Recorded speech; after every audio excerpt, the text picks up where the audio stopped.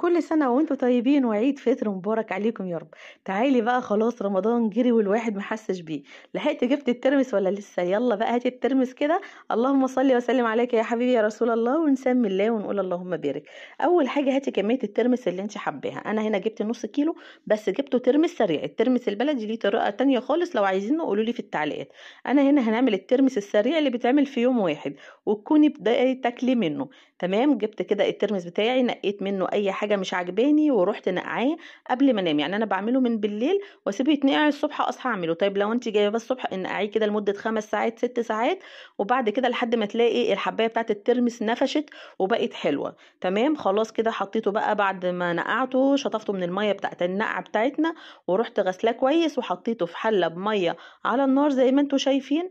واي حاجه بقى تيجي على الوش اللي هي الريم ده كده ببدا ان انا اشيله، الريم او الرغاوي انا ببدا ان انا اشيلها. تمام، لو لقيتي الميه بتاعته قلت ببدا اغلي ميه وازود الترمس بتاعي واسيبه، ما بحطش اي حاجه في ميه الترمس خالص خالص. هي الميه والترمس وعلى البوتاجاز يغلي لحد ما تاخدي السوى المطلوب.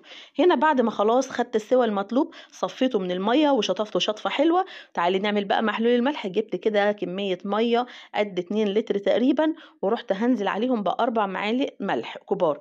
ودايما بقول لكم الملح حسب الرغبه، يعني انت ممكن تحطي من معلقتين او 3 معالق وتبدأي تظبطي طعم المية بالملح بتاعتك.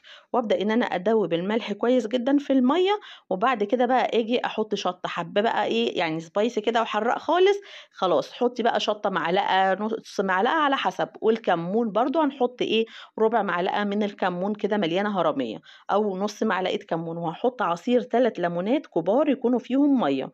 تمام، قلبت كل الكلام ده مع بعض. ابدأ انزل بقى بالترمس بتاعي، وهو ده المحلول اللي هسيب فيه الترمس بتاعي. تعالي بقى التقديم، نبدأ نجيب الشطة والكمون جنبينا كده والليمون. تحفة. اسيبكم مع الجمال واقول لكم سلام.